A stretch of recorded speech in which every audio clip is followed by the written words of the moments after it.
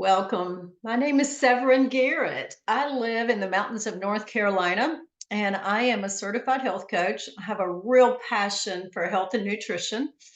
And tonight we have a gut health workshop and a sourdough workshop. So you're going to be learning in the beginning a little bit about gut health. I've got several co-hosts that you'll be meeting tonight, and each of us have just a little different piece of the presentation for you. We will allow for questions when we get into the actual making of the sourdough, so feel free to raise your hand if you have a question or save that to the end and we can certainly answer them then. So our goal for tonight, or the layout of this, is that we're going to talk first a little bit about gut health and the importance of good gut health. I did a lot of research preparing for tonight, and I was amazed at some of the things I learned. So I hope you will also learn some new things. But then we'll be moving into how to prepare a loaf of sourdough bread. I have to tell you, my husband and I have been practicing this for almost a year. And a friend of ours gave us a starter and we jumped in and we just, have been having fun experimenting and we love the taste of it. So, what you'll learn also is that it's actually really good for your gut. So, those are our two components to the workshop. And I want to begin. First of all, thank you for telling me a little bit about where you guys are from. It's always fun and helpful to know that we've got several different states and several different cities involved. But I want to start with some of the basics on gut health. I think most of us know that eating a variety of healthy foods helps our digestive system work better, right? Raise your hand. We kind of know that, right? Um, and we probably know that the typical American diet is not that healthy, right? So that means there are a lot of gut problems in our country.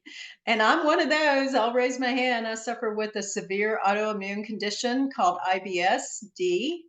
And I have seen a lot of results in healing that with a healthy lifestyle and a healthy diet. We'll talk more about that as we move along. But before we jump in to the facts, I want you to think for yourself right now, how would you rate your gut health? On a scale of 1 to 10, this is going to be in your mind. You don't have to share it with the group. But on a scale of 1 to 10, 1 being horrible, the worst possible ever, 10 being perfect, I want you to rate your gut health just in your mind. Some of the things that might help you with your rating is a sign of a poor gut health is that you're getting sick quite often. You're suffering with cold symptoms. You can't seem to get past, you can't get well. Let's put it that way. Another sign of poor gut health is that you, like me, suffer with digestive issues.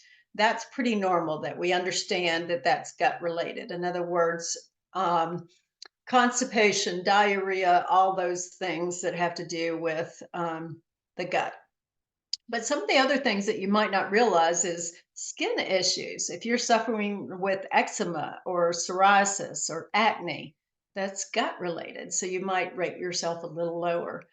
The last thing that you might not realize that's related to gut health is depression, anxiety. Those are related strongly to gut health and very interesting inflammation. If you're suffering with joint pain, that's related to gut health. So, in your mind, you have a number now, somewhere between 1 and 10. I would tell you that for many years, I was probably on the 2 or 3 scale because I had very poor gut health. But tonight we want to share with you some good news. There's some ways to get better gut health for sure. But let's start out with a few of the facts. And this is going to be interactive. So if you have a comment, certainly put it in the chat or unmute yourself and share it. But two important things are made in the gut. And this was quite interesting to me. I hope you'll enjoy it. One is a system and one is a hormone. Any guesses of what the hormone is that's made in the gut?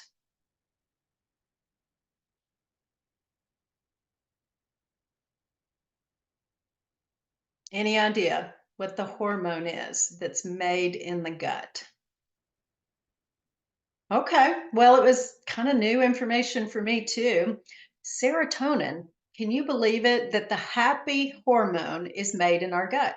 So that's why I said that if you are suffering with anxiety or depression, that maybe it's related to some gut health issues. The system that's made in the gut is the immune system. 80% of our immune system comes from our gut health. And most people don't think of that. They think of, well, I got out, I was, it was too cold outside, or I was around people with lots of germs. But actually, our gut health is a direct reflection of our immune system and its health. Couple other things I want you to think about is, did you know that all the nutrients possible that excuse me, did you know that we can eat all the nutrients possible, but if we're deficient in omegas, we cannot absorb fat soluble nutrients like vitamin A, vitamin D, vitamin E, and vitamin K. So omegas are a big part of our gut health as well. So let me finish up with one more fact and I'll send it over to Brenda, who's going to go into some of the good news. I've been sharing some of the not so good news, but 98% of Americans are deficient in omegas. And that was new information to me. 98% of us. So if there's 10 of us on the call, 9.8 of us are deficient in omegas. And you may be thinking, why omegas? Well, for years, I took a fish oil supplement and I always thought, well, I needed, some kind of omegas. But what I've learned is that omegas affect our eye health, our inflammation. Um, Most of us suffer with some kind of silent inflammation, heart health, and brain health. So if you are not taking a good quality omega, I would love to share with you really quickly, I won't go into much detail, a plant-based omega that I take daily. This is by Juice Plus, and it's got the full spectrum, omega 3, 5, 6, 7, and 9. If you want more information about that, get with the person who invited you tonight. But hopefully, what you're starting to understand is that if you're not taking some type of good quality omega, you probably need to. And that is affecting your gut health as well. So, Brenda, give us some good news about gut health. We want to hear from you. You're muted, sweetheart.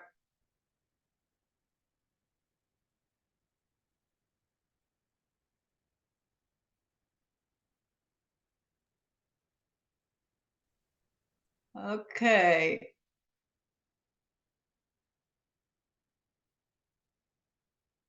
Give us just a second. I'm not sure why I Fine. can't get there. You But go. I had unmuted it and then it muted back because we Oh, had dear. because Okay. that's all right. We'll get it worked out. Anyway, so let's start again. Thanks so much. And I want to talk to you about 3 ways we can improve our gut health. Wonder what the number one way is? Have you ever thought about that? How's the number one way we can improve our gut health? Is by eating a wide variety of fruits and vegetables. Why are fruits and vegetables so good for you? Maybe you've heard your mother, your grandmother, the school lunch lady telling you to eat your fruits and vegetables. They're really a great source of nutrients that are needed for a healthy gut. This is also referred to as the microbiome. Maybe you've heard that buzzword lately. Fruits and vegetables are also high in fiber and they contain good bacteria. Our gut has good and bad bacteria in it, and we want to do things to encourage the good bacteria. And also, you have toxins.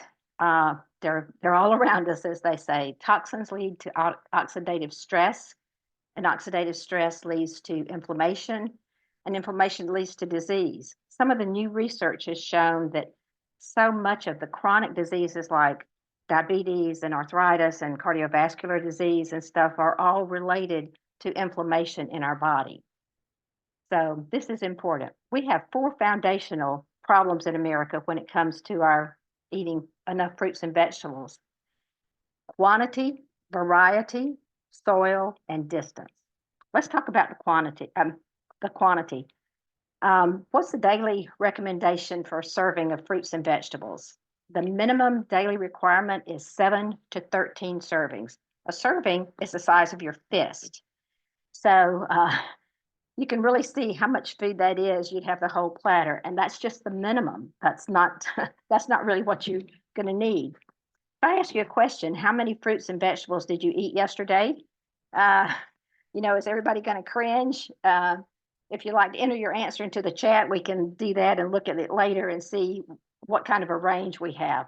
Don't feel any shame about it. The average American eats 1 to 2 servings of fruits and vegetables a day. And that was pretty startling for me. Um, um, let's talk about variety. Think about what's usually on your plate. Does your plate look like a designer did it? You have the off-white, white, winter white, beige, tan. If that's what your plate looks like, you need to be eating the rainbow. The more colors you can have on your plate, the better it is. The third one is soil. And this was really, this was a big shock to me. And it's, excuse me, it makes you wonder what on earth is really going on. In 1953, UCLA did a study on a plot of farmland in California. They reported that 1 bowl of spinach supplied the minimum daily requirement of iron. In 1997, UCLA did the exact same study on the exact same land, and it took 43 servings, 43 bowls of spinach to get the same amount of iron as the 1953 study. So I think it's safe to say our soil is a little bit depleted, wouldn't you agree? And the last one is distance. For most of us, we don't have access to the variety of fruits and vegetables that we need. If you've ever bitten into a really red strawberry and then the center was white and hard, it's because they were picked way before they were ripe, and then they were shipped thousands of miles from where you actually purchased them. Now that sounds like doom and gloom, like Severin was talking about, right? We can't tell you that you need to eat a platter full of produce every day to perform your best and not tell you about the simple solution we have that's been around for 30 years and goes much beyond minimum recommendations. I wanted to show you a slide to see if you, this is all the different fruits and vegetables that are in Juice Plus and the Omega. Does anyone eat this kind of variety every day? I don't. I'm really not a beets gal. I'm just, I can do it in little bitty bites or when I'm pregnant, but I think that that's no longer an issue. So I'm not a beets person. I don't eat garlic for breakfast. So if you don't, then it's okay. We have a simple solution. It's called Juice Plus.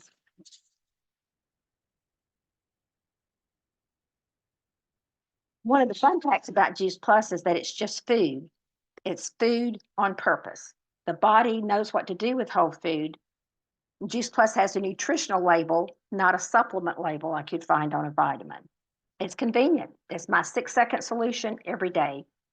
The 30 fruits and vegetables that I showed you are vine ripened. Then they're mixed with the pits, the peelings, the seeds, everything goes in there. And they're dehydrated low and slow so that the nutrients are protected as much as possible.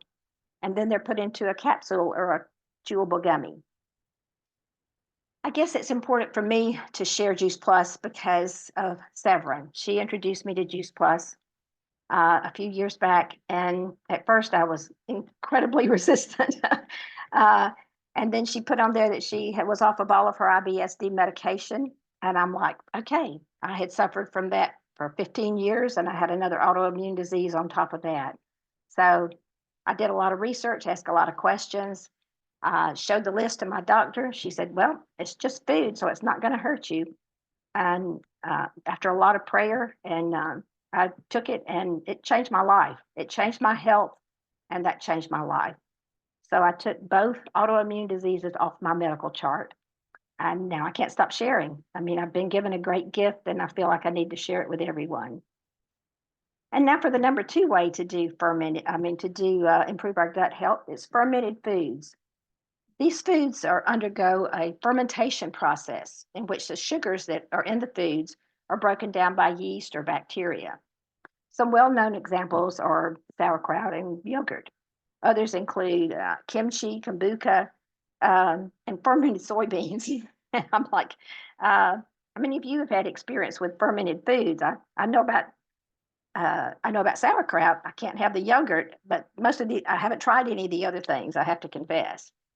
And now the final way to improve your gut health that we're going to talk about today is the star of the show. Laura and Lynn, take it away.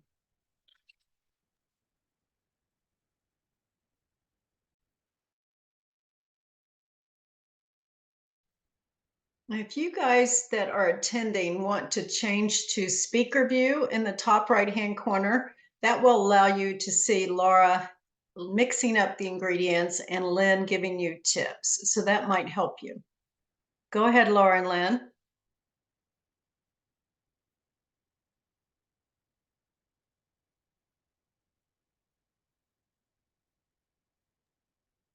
Okay, there we go. Can you hear me? Sorry, it just Yes. wouldn't let me. I'm Laura, and I cannot bake whatsoever. The two reasons I decided to try sourdough is because all the health benefits that Severin and Brenda just shared with us. So I was like still not willing to make sourdough. So I went to our local grocery store, which advertises fresh baked bread in their deli. And I never even paid attention until about the third time I bought it. And on the packaging, it said bioengineered ingredients and also just a two or three things that I can't even pronounce. And I'm a Dr. Sears health coach as well. And Dr. Sears' rule of thumb is if you can't pronounce it and there's more than, two or three, when in doubt, leave it out. So I'm like, okay, let me go for this and see what happens. But I've only tried about 4 or 5 times, but so far so good. It just seems to be different every time, but that could be based on your elevation, the time of year with humidity. So you just got to try it. We're going to give you a basic sourdough recipe. There's a ton of recipes out there. So this is a good one just to start with, to stick with, and then you can grow from there. But the first ingredient that we need is some water, and you have to use filtered or bottled water, because if you use tap water, if you have too much chlorine in it, it will mess up the good bacteria. And it says in our directions 2 cups to 1 3/4 cup. I always do a little less, and then I just pour accordingly, because I think with me living in this humid climate, I hadn't needed as much, but I'll just add as I go. So we're gonna do the water. I'm gonna leave a little bit and see what happens. And then also the starter, I'm gonna turn around here because I put it in my oven. My husband and I keep our house so cold, it's like a tank. So it's not gonna rise if I leave it out. So a good way is to just turn on your oven light and put it in there. So.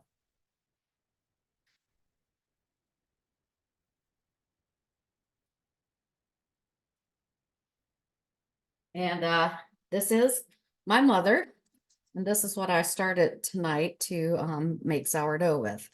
I took the mother and the start and I let it sit on my counter for 2 or 3 hours. And then I poured 1/4 cup into this, and I fed them both with 1/4 cup of water and 1/4 cup of flour.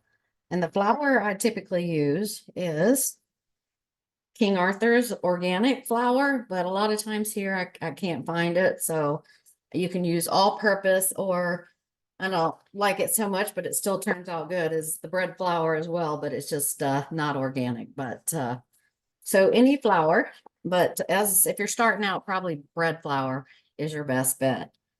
So like I said, I poured 1/4 cup into this jar, and I'm going to open it. Make sure you use a coffee filter or a cheesecloth, because if you seal this, it's going to explode. So you don't want that. I don't know if you can see, but can you see the bubbles in the top of that? Or yes, or the side. So you want to make sure that it has the bubbles, that it's risen, and you're going to pour 1/4 cup into your water mixture. And you can measure, but I don't, just because people have, like I said, recipes all over the place where they're putting 1/3, 1/2. So, I mean, I just sort of know by now that this is the the 1/4 cup. Can you see what I did here? Just pour it in there. I think When you that'll, fed it, did it double in size, Laura? Is that your it goal? did. I took the rubber band off. I shouldn't have done that, but like if you put a rubber band on and you fill it about an inch, then it's typically ready when it doubles the size, and then you have the bubbles and all that. So then So you're it's looking for ready. bubbles And it and sort of double the floats like size. this on top of the water. So if it Okay. sank, it's probably not ready. But I am going to use a little bit more just to get rid of this, because I have 2 more mothers, and so I will just probably not do anything else until next time around. But I'll put the mother back into the fridge because I don't bake bread, maybe twice a month, I guess, or once a month. So you can just stick it in there with your 1/4 cup of flour and water, and it can just sit there, I mean, for a month or 2 months until you're ready to bake bread again. Then you just get it out, the same thing that I did this morning, let it set on the countertop or in the oven, in my case, for 2 to 3 hours, excuse me, but you have to feed it the 1/4 cup and the 1/4 cup of water. And then once you see it rising, then you can start the process again. So we also need a big spoon, or this is a Danish whisk. I've never used this until a couple days ago, but I tell you, it does make life easier, and it doesn't stick to the spoon or spatula so much. So then I use 1 tablespoon of fine sea salt. Ooh, well, it's gonna be real good and salty, but anyway, pour the salt in there. Not gonna do it all. And also, I'm gonna use 4 cups of flour. So just mix that just a little bit. Pour in all the flour at once. And then I take the Danish whisk and just stir it up. This will take a few minutes. So rather than you sitting here and watching me stir, I'm going to pass things over to Lynn. And then once I'm done, she'll send it back so you can take a look at what it looks like when it's ready. So, Lynn. She can't get unmuted. Let me see if I can get her unmuted. Yeah, it took me 3 times Yes, too. I'm not thank you, sure why. Severin. Sorry, Sure. it wouldn't, don't. I have done something called, well, first I'll show you this. This is what a loaf looks like. Now, Yummy. This was actually, I made with the start of what Laura's doing, and it was pretty big, so I actually cut it in half. And this is the one that I baked this afternoon, and this is the one that the other half. So it's covered up. It's in what's called a Benetton basket, and there's like a linen, I don't know, little cloth over it. And basically what you do when you're ready, this is called the cold proofing. On your instructions, it's called shaping, number 7, optional shaping. And so I've kind of made it into what looks like your typical sourdough round. And then I just dump it out on the parchment paper, and it pretty much holds its shape. I don't know how well y'all can see it. Yeah. But you can, if you see people make the designs, and there's a little tool that you can do with that. But basically it's just kind of poking little designs or little spots. And you can kind of see where it has made little designs. And then before you put it into the pan, and I want to show you that you can have lovely pans that don't even match, that you steal from your parents, and they work fine. You can actually heat it before you put this in, or you can put it in cold. You do put a little bit of water, and remember, use filtered water, just a little bit around, because it kind of steams. It might even say on there, baptize it, but you just put a little bit around to steam it some. And then I just put it on the parchment paper, drop it in, put the top on, and then I will cook it for 35 minutes. And then I take the top off and I cook it another 8 to 10. And, for my oven, you'll get to know your oven, at 450. So that is the cold proofing, instructions. And another thing I'll say too, before we hand it back to Laura, is that you can get, you know, kind of larger. This is about the size of a sheet of paper, 8 inches or whatever. It's good when you store your bread to store it in paper because it can breathe a little bit.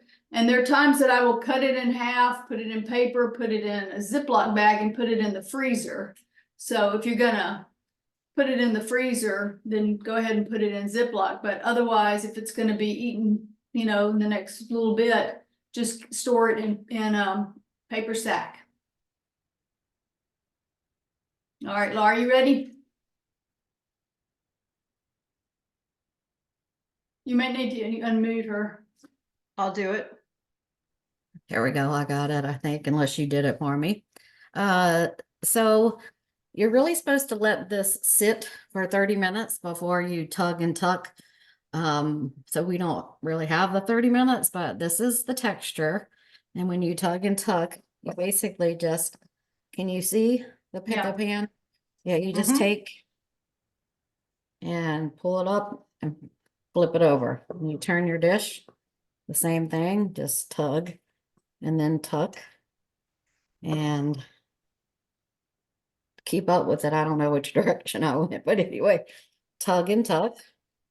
And you do that on all 4 sides. Some people do it 3 or 4 times like this the first time around, but I've known people that just do it 1 time and it turns out fine. So it's just whatever works for you. Like we said, every batch is different based on the time of year and where you're located. But I did do one earlier. I've only tugged and tucked it twice, but you see the difference? It's like puffier yeah. and a little glossy. So I'm only on 3. So what I would do is the same thing, just, you know, tug, and you can tell the texture change. See, it's more elastic and roll. Absolutely. Same It's thing. interesting. I do my tug and tucks on the countertop versus in the No. bowl. I've always done it in the bowl. That's just how I learned, but it doesn't mean you can't do it on the Yeah. countertop. A lot of people wait until they shape it before they Yeah. put it on the countertop, but I'm not into shaping that much. I know, Love I it. just form a big ball and, you know, work it Yeah. into a circle, and then I put it straight into my proofing dish. You can do a bowl, or you can do, I think Lynn called it a Baddington. It's Dinnertime? yeah, so I Yeah. do have one of these just because I like the way it shapes it. And you put flour on the inside. I've heard that rice flour works really good, that it just doesn't stick. So I didn't have any, so I put in just my regular. But after you tug and tuck 4 times, you just 4 to 5 times. The longer you tug and tuck, the more sour your bread will be, and that's better for your gut health. So I don't think I'm going to ruin this, but literally you just pour it in your proofing basket, and then you get a cover. And I once you put it in here, I dampen it a little bit. Or you can use a shower And cap. then I put my dough into the refrigerator to cold proof, like Lynn was referencing. And then you get it out the next morning. I think it's minimum of 12 hours, maximum of 36 before you cook. Is that correct? Yeah, it doesn't even have to be that long. Okay. I think at least. So, and then like she said, I just put it in my, I have a cast iron Dutch oven. Once it's started, it's, overnight, it's done its, proofing and that cold proofing. I pour it into here on the, parchment paper. I put it in my oven at, 450 degrees. Some people preheat their pan.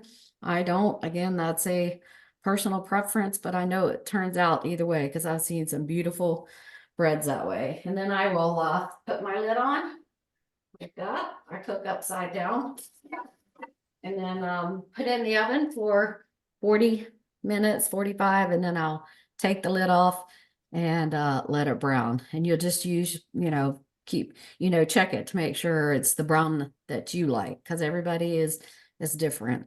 And I have an old oven, so what I do is I put like either a baking dish like this on the bottom shelf. Can you see? Or Yeah, like a yeah. stone, because my old oven that's 20 plus years old bakes uneven and it bakes the bottom quicker. So that protects my bottom, like I said. So try it. If it doesn't turn out, do not give up, because I didn't, you just don't know about the humidity and how your oven's gonna do. So just try it again. It's very forgiving. I was actually shocked. I felt good the first time I made it. I'm like, yeah, I baked something for the first time besides a rhubarb pie, but I used a crust from the grocery store, so that doesn't count. But I'll show you one other little trick that somebody showed me, and I thought it was neat. So when your bread's done, you do have to get it out and let it cool for, everybody says different, 45 minutes to 2 hours, but you don't want it too hot, even though it's so much better that way. But somebody showed me that when you cut it, it doesn't mash down. Like if you're cutting it this way, it mashes down, but if you cut this way, you have the stability. And you can cut it even to make sandwiches if you do it this way and you're not using a loaf pan. But I just thought that was real easy to cut in that direction. So I thought I'd share that little tidbit as well. So I think I've covered everything. I think I forgot to say, whenever I mix my ingredients, that I do need to put a wet tea towel, which you can buy a tea towel, from Target or on Amazon. Moisten it and you leave it sitting in the fridge for 30 minutes, and then you get it out, do the tug and tuck, cover it again, moisten it a little bit, tug and tuck. And like I said, 5, I guess 4 or 5 times. Like I said, the more you do it, but you do need to cover it once you tug and tuck with a moist towel, and while you're waiting in between that time process. So does that make sense, or did I go too fast here? I think I got it, but I want to be sure that our guests know that they can now unmute themselves. Yeah, you may I'm need going to to- unmute everyone, and y'all can ask questions, because we definitely have some time for that. And Lynn, do you have some extra things you wanted to share? No, it's funny. There is one resource called Farmhouse on Boone, Boone, Farmhouse on Boone, and she's real good about explaining everything, and has different recipes and does a quick, like a 2-minute video running through.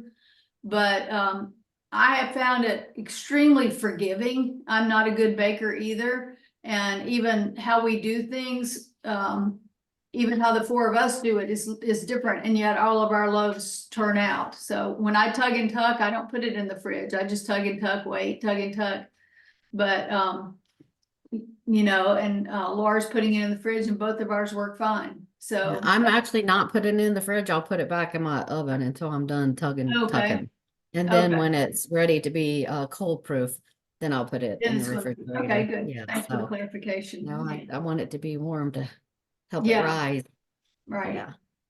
Any questions? I see Susan's on here, and she made a loaf yesterday and put it in a loaf pan and sent me a picture of a beautiful loaf of bread. So it can be the round kind. It can go in a loaf pan, or you can do Looks different like things. Melanie's got a question. Yeah, I actually have 2. One, what do you mean by the mother? And 2, that basket thing you guys have. Do you have to have some? I didn't even understand what you were saying that it had. I'm glad you said about the basket. It is just it's something in the sourdough world. There's some air that comes around it. If you don't have a basket, you just have your bowl that's clean, and you can just you can line some paper towel. I do it one way, like paper towel this way and that way, and then I'll put the loaf on top of that and cold proof it in the, I think it just needs a little space, a little air or something. So it could be any basket. It's not a special basket. Well, it is a special basket in that I think it's bamboo or something. I mean, I think it's just more clean, I guess would be the term for that. But I did it initially, literally. I don't even know, I'm at my first several loaves and I would just, this is the bowl that I make mine in, and then I Me would clean too. it. And I would put paper towel that way, paper towel that way, and put the, you know, the not cooked, but I don't know what to call it, the blob right in there. So if you decide that sourdough is something you want to experiment with, all these things are on Amazon and they're just called a Benetton sourdough. We can give you the link. But James and I ordered one because we got all committed and we're glad we have it. But in the beginning, you know, we just used a bowl like Lynn. So great Yeah. question, Melanie. What was that second question? What, The mother. you keep talking about the mother. What Okay, does Laura, that mean? can you talk about that? The mother is sort of, you get the start from the mother. So you've got two ways you can do that. You can get a little bit of starter from a friend, or like we have in our paperwork, there's a link, you can order it on Amazon, and it's dehydrated. So you just follow the directions, which is basically the hydrating it and then feeding it like we talked about, the 1/4 cup of water and the 1/4 cup of flour. But it takes about 4 to 5 days to do that. So if you know somebody that has a mother and just wants to give you a little bit, it does not take much at all to Okay. start that mother. And I mean, I know I separated my mother out into the start, but a lot of times I just let the mother rise and I just pour it straight in the bowl. I don't separate it out. It just makes it easier for me. But just for purposes of, you know, this process, I thought I'd try to separate it out for a better understanding. But yeah, you can just pour it straight from the mother as long as you feed it and it rises enough and it has the bubbles. Then you can pour your 1/4 cup or 1/3 cup what you into there. But does that make sense, Melanie? Yeah, so you still have some original to keep working from. Right. Any other good questions? Those are great. Who knew you could get your mother from Amazon, right? Crazy. Or keep I her in guess a you can get jar. anything, right? Yeah, you can get anything. What other questions do y'all have? Let's talk about them because it's fine. When I got started, I would, even though I saw somebody make it, I was so clueless first time. I was so happy to have somebody I could call and say, "What am I doing here?" Mhm. And if you have questions or want instructions or want more information on Juice Plus, then just contact the person that invited you today. You know, text or however, phone call, and we'll answer any further questions and send you out any info that you need. So, Absolutely. Thank you for sharing that, Laura. If anybody needs to bounce off, you're welcome to, but we would love to share more information. If you did not get the recipe before tonight, which has the links for the Amazon, let the person know who invited you and we'll get it to you. That Danish whisk, I haven't gotten one yet, but I'm dying for one and they're on Amazon. So these are all tools if you think you want to play around with sourdough. And we now make it every week and, excuse me, every 2 weeks, and we freeze it and just pull it out as we need it. Okay, and it's all Sharon has a reasonably question. priced. What was that? I said, and all like the Danish whisk and those Banneton bowls are really good price on them, good price Yeah. point. And we didn't even get the Bannington basket at first, but boy, I love that Danish whisk. If you're gonna invest in something first, I would do that. That's great to know. I've never gotten one, but I will. So Sharon says, how do you keep the dough from deflating after the cold proof? When you turn it into the Dutch oven, does it deflate? No, mine didn't. I mean, it's sort of solidified at that point. It's certainly much larger before it goes into, well, when you have had it sitting for like 10 hours or whatever, that's when it's really big. And then when you kind of pull it out of that, I do to shape it, it does go down. But that hasn't really been a problem. I just put it in the basket, put it in the oven. I do preheat my oven so that when it's ready, then I take it out and immediately put it onto the parchment paper and that into the pot and then into the oven. So, but yeah, there is a big difference between how big and fat it is when you first take it out to before you cold proof it. And I have to say, I've never cold proofed it before, but I tried it because, Lynn was having great success with her fluffy sourdough. So I tried it for the first time, and it makes it so much easier to score it. Like when she had the knife and was like making the cut or the design, because when it's doughy like that, you can't get as deep a cut, and you really need like a 1/2 inch to a 3/4 inch cut, or else you have risk of it closing back together and not being able to let it rise. So that was made much easier by doing the cold proof. So does that make sense what I'm saying there about it? Okay. Yeah, and there is a real tool that you can use that, when you have the ones that look like a shaft of wheat or whatever. There you go. Yeah. Oh, she's got the fancy tool. Yeah. Good job. Oh, nice. Hey, I'm a rookie. I had to have all the tools if I'm gonna try this. I told you. And Sharon, I'll just add to that. This weekend we did, we mixed our dough, shaggy clump, then we did the tug and pull, and then we put it in the fridge in the basket with a cover. And then overnight we let it stay in the fridge, and in the morning we just put it straight into a hot pan. It did not deflate. It was fine. And we just went straight into the oven, and it was beautiful. So that whole deflating after the cold proof was not an issue for me at all, if that helps, Sharon. Any other questions? Those are good ones, especially these last two we've had. I think in the beginning, I didn't know what a mother was either. I call it all starter. I don't use mother and starter. I just call it starter. Starter. Oh, okay. What other do questions? too. Feel free to ask. Melissa, you got any, girlfriend? She's very shy, but sometimes she'll speak up. Can you talk How now? about you, Karen? I saw you Yeah. join. Hi, friends. Oh, wow. Hey. Hey, So Hey, your son loves sourdough and you're thinking about trying. oh yes. Let me just say this on some Juice Plus really fast. I've been taking Juice Plus for what has it been, 7 years now, something crazy. Forever, I tried to get my son to eat gummies. He is now almost 19, and gummies is his favorite thing in the whole entire world.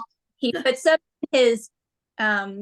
in his lunchbox that he takes to work every single day, by the way. He's so grown up, with his sourdough bread, which is why I'm like, if you're taking gummies, then I will make you sourdough bread. Anyway, I just wanted to say that really quick. But yeah, we're definitely we're really excited about making sourdough, because I am tired of going to Target, to Ingles, to Kroger, and everywhere else to hunt down sourdough. That's the most popular bread now for whatever reason. And it'd be great just to make it ourselves. So I'm excited. And yeah, thank you for clarifying about the mother or the starter or whatever. Yeah. And you know what we figured out is that we're probably spending less than $1.50 on a loaf of sourdough. wow. And if you went to the grocery store, aren't you spending 5, 6 or so? Yes, plus my mental health. Yeah. I Down get the bread.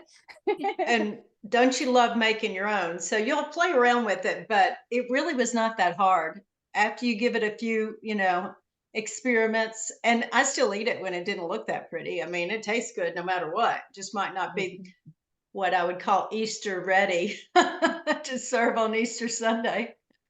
Yeah, once people taste it, they don't complain. This is No. I have used the Right. King Arthur all-purpose Okay. in the red that I can't find organic where I am. I would go that route if I could. I know Costco has organic. If you're doing a whole lot, of course Costco's big, but like Severin said, you're doing salt and you're doing a tablespoon, you're doing water, which is virtually free, and you're doing flour, which really doesn't cost that much either. So it isn't very expensive, but it is Yeah. fun. Every time It it is- comes out, it's magic. It is totally a fun family activity. Yeah, one Go, more thing. Melanie. Okay, go ahead, Melanie. Well, I was just gonna say, since you're cooking it from scratch and there's no preservatives in it, how long does a loaf last? Not very long, but that's not a problem.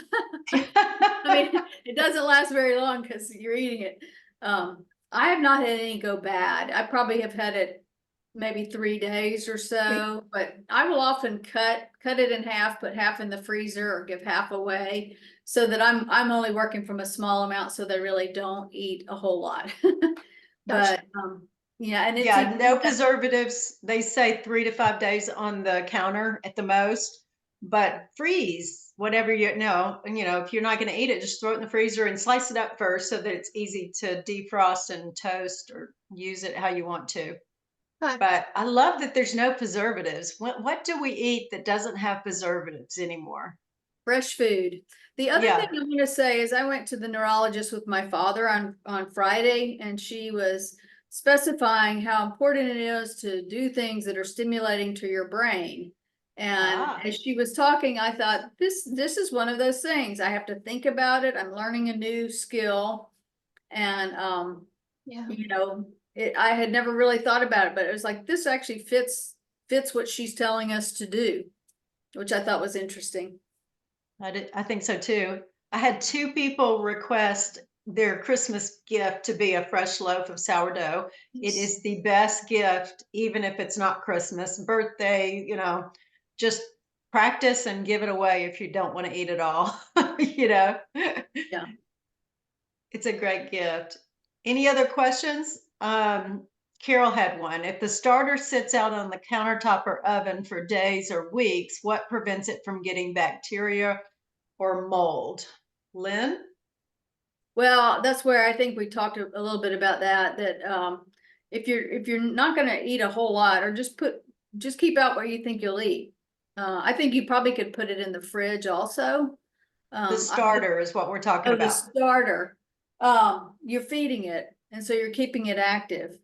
If it's gonna be out for, I mean, I put mine in the fridge if I'm not gonna use it for even a couple of days for me, but I've got it on the counter, and I mean, my house is 70 degrees. So it's in there between not hot and not cold, but if you're feeding it, then I think it's staying active. As you can kind of see, it'll have little bubbles and stuff. Definitely, if I'm going to be gone for a while, or I'm not using it, then I just pop it in the fridge, and it may get a little bit of, it's called hooch. It might get a little bit of separation liquid on there, and that may even be sort of brown, but it's not. You can either pour it off or you can just stir it in. Yeah, If I had to it's get bad, used to that. yeah, I Mhm. think if it goes bad, it's going to smell funky. Yeah. So if you're not going to use your starter, Carol, go ahead and throw it in the fridge. And I keep mine in the fridge all the time until the day before I'm going to bake. And then I leave it on the counter because I'm going to feed it. But good question. I wouldn't leave the starter on the counter all the time. You're right. Not a good idea. Dan, I think you raised your hand. I like that. That was pretty cool. iPad raise hand. Yeah, bread flour or regular flour. I have only used the all-purpose. So I don't know, Brenda or any of y'all that have used different kinds of flour. I'm only using King Arthur bread flour because somebody told me in the beginning that was better, and that's what I have in the house. But Lynn had told me all purpose, and I was going to try it this weekend, and I didn't have any. So I just did the bread flour. King Arthur is the one I'm using. I can't find organic here in the mountains of North Carolina either. Have you tried it yet, Dan?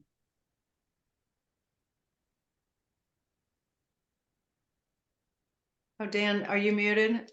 Yeah, he's muted. Let's see if we can unmute you. Have No, you I tried it haven't yet, tried it. Dan? No, I have not. Okay. Well, give it a shot both ways, but I started with bread flour and it was great. And Lynn started with all purpose and it was great. So I don't think you can go wrong, just as long as you have a starter or a quote, quote, mother. Yeah, okay. Have any of Thank you you. done, have any of you done rolls as opposed to large loaves? I have not. I think I want to try crackers, but I need I've a tried the rolling- crackers. That okay, was I need a easy. rolling pin, yeah. And, Yeah. and that farmhouse on Boone, she may have recipes for the rolls. I have a friend that made rolls and she said they were great. And Yeah. may have even Mimi them in a made the muff- rolls. made them in a muffin tin or not, but yeah. Okay, I think thank you. I think that's next on my agenda. Well, I want to say thank you all for taking time out of your busy night to be with us. Hopefully you learned some new things. If you want to learn more about Juice Plus, get with the person who invited you. You want the recipes or any of the links for Amazon, get with the person who invited you. We have all that for you. And let us know how your loaf goes. We can't wait to hear. Have a great night and thanks for taking time. All Thanks, right. everybody.